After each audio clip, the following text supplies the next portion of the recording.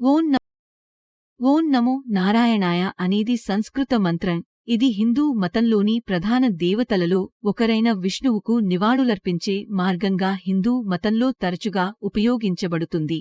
మంత్రం సాధారణంగా నేను నారాయణుడికి నమస్కరిస్తున్నాను లేదా నా నారాయణుడికి నా ప్రణామాలు అర్పిస్తున్నాను అని అర్థం.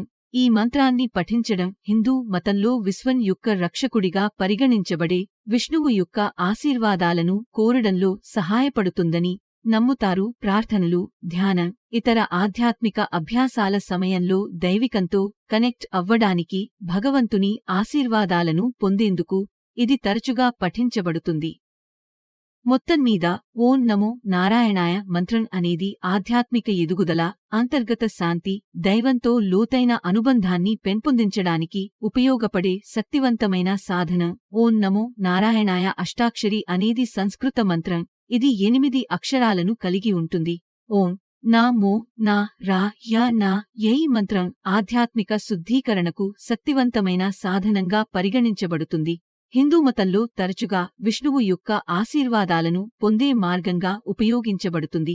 భక్తి, చిత్తశుద్ధితో ఈ మంత్రాన్ని జపించడం వల్ల ప్రతికూల కర్మలను తొలగించి, మనస్సు, శరీరాన్ని శుద్ధిచేసి, ఆధ్యాత్మిక పరివర్తన తీసుకురావడానికి సహాయపడుతుందని నమ్ముతారు. సంస్కృతంలో అష్టాక్షరి అనే పదానికి 8 అక్షరాలు అని అర్థం.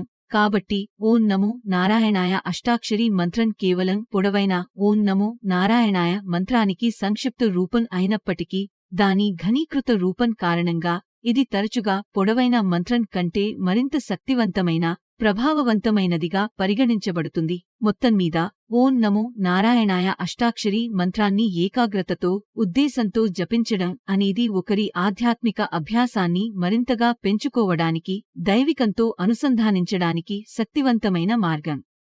ఓం నమో నారాయణాయ హిందూ సాహిత్యంలో, ముఖ్యంగా ఉపనిషత్తులు మరియు పురాణాలలో ఎక్కువగా కనిపిస్తుంది. మంత్రం తరచుగా ఈ గ్రంథాల పాత్రలచే దేవత నుండి మోక్షాన్ని పొందేందుకు మరియు ఆచారాల నిర్వహణలో నారాయణ భక్తులకు సూచనగా పేర్కొనబడింది.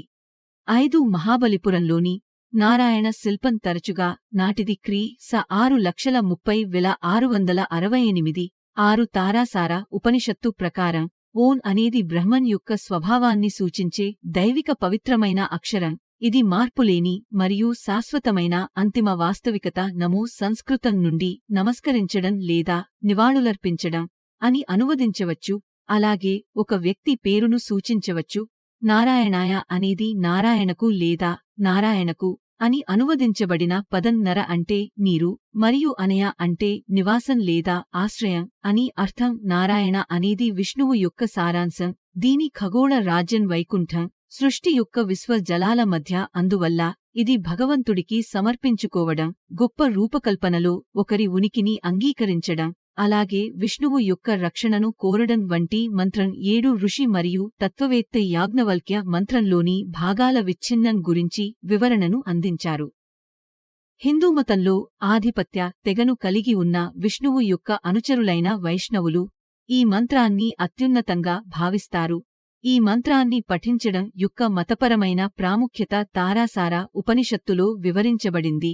మంత్రాన్ని జపించేవాడు అగ్ని, వాయు, సూర్యుడు మరియు శివుడిచే శుద్ధి చేయబడతాడని పేర్కొంది. దీనిని పఠించడం ద్వారా లభించే పుణ్యం ఇతిహాసాలను, పురాణాలను మరియు అన్ని మంత్రాలను 1,00,000 సార్లు పఠించడంతో సమానమని వర్ణించబడింది.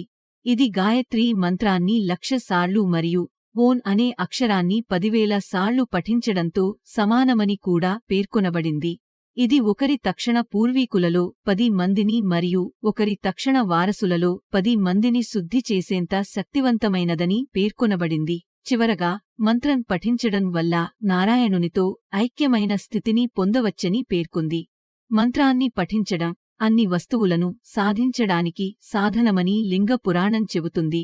కాబట్టి ప్రతి సందర్భంలోనూ తప్పనిసరిగా